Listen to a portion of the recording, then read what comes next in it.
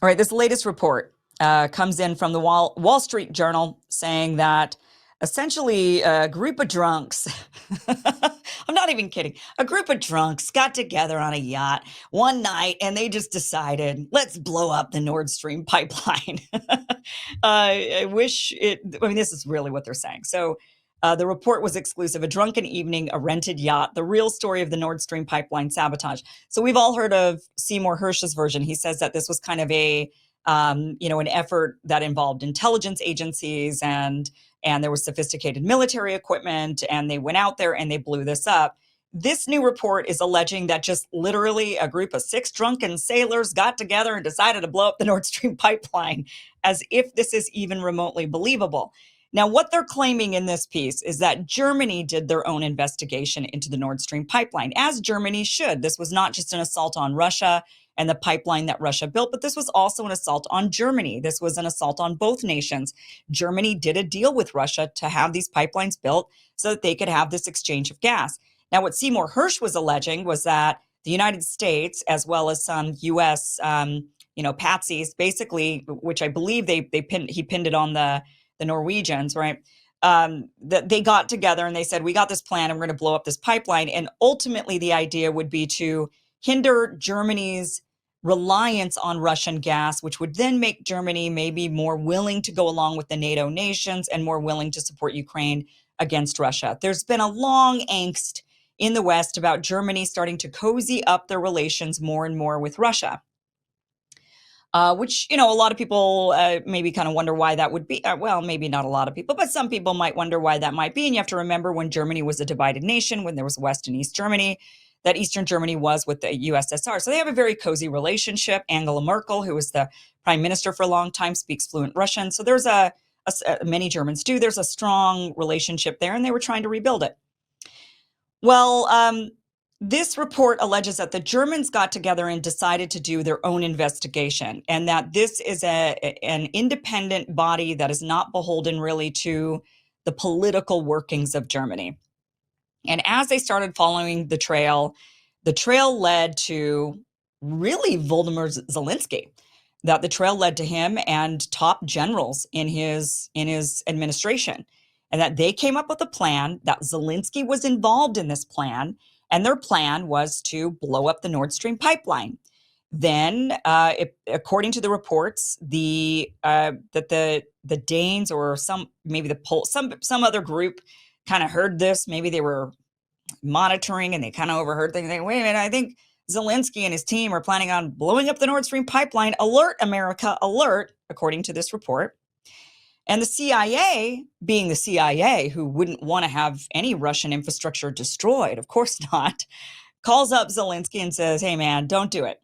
Don't blow up the pipeline. Not a good idea. We're not going to do any off-soil attacks. That's what we'd already agreed on. You have to stay on Ukraine, keep everything on Ukraine, which we now know is a bunch of bunk, right? Because now they've got an incursion into Russia. So this whole idea that the United States has said you're not allowed to do any attacks off your soil, so therefore couldn't possibly have been the U.S. or Ukraine. They would have never done this because the U.S. told them so. Well, now we know that's not really true. But according to the report, the CIA called up Zelensky and said, you can't do this. So Zelensky called it off. He calls up his top generals and he says, all right, guys, deal's off. We're not doing we're not going to blow up the Nord Stream pipeline. Well, according to this report, his generals didn't listen.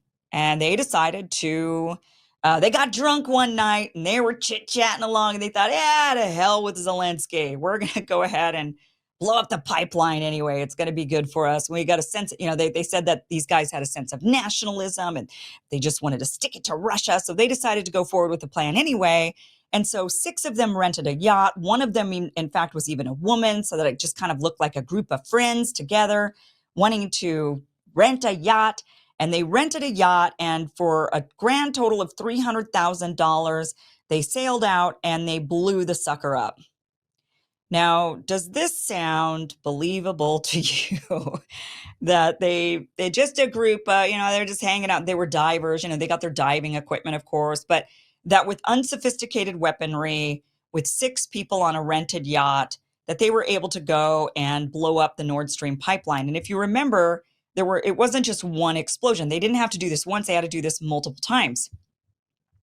they're saying that these were very trained divers, and yeah, it was 300 grand. So that's the latest report coming out. Now, there are some implications to this report, but it'll be interesting to see how this plays out. So if this is true, and if the Germans take this to be truth, there's actually quite a few implications in this, in that Germany is, this is breaking international law, and there could be some pushback in Germany about whether or not they should be funding the war in Ukraine if Ukraine is going to come out and attack Germany. This was an attack on Germany.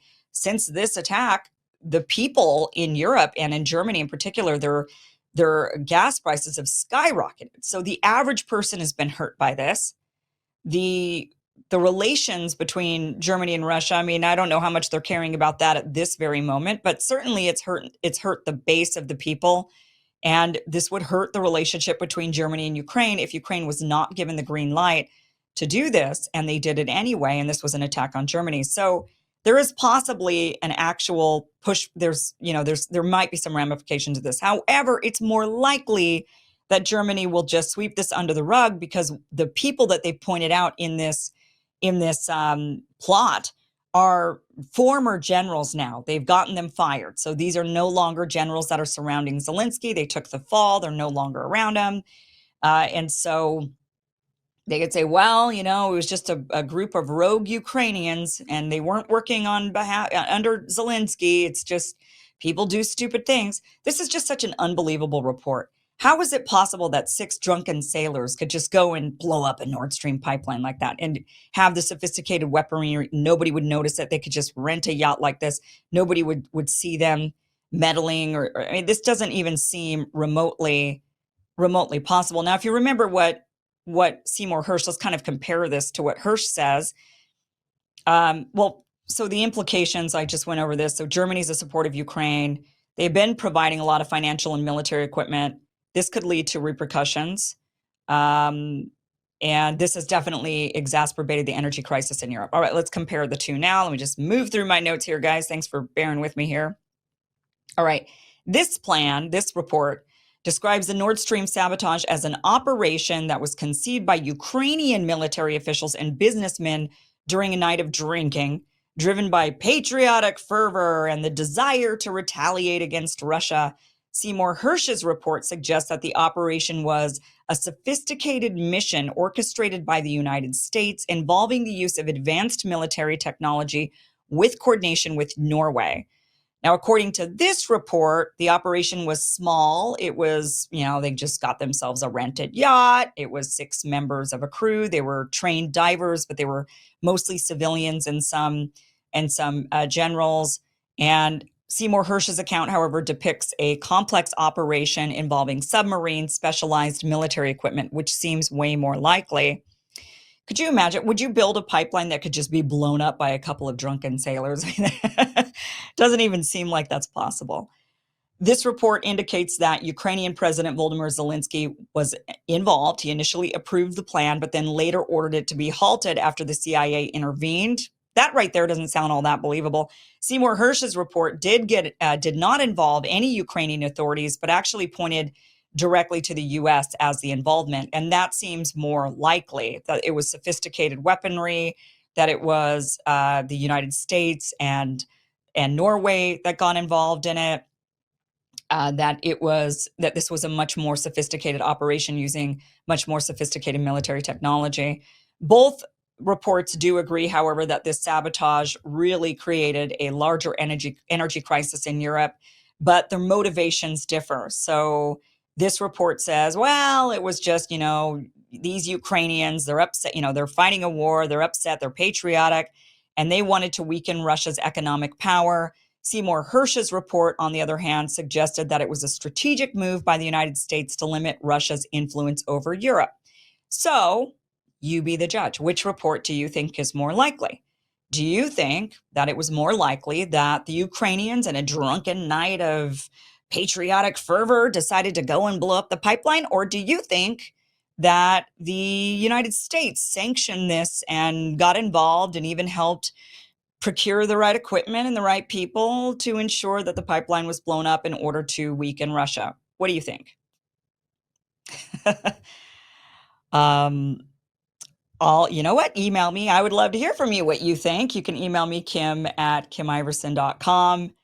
Tell me, which report do you think is the most likely? Or if you don't even think either of those reports, email me how you think it was done, or what do you think happened there. So kim@kimiverson.com. Hey guys, this was just a clip of a longer show. Catch the full show by going to kimiversonshow.com. It is free.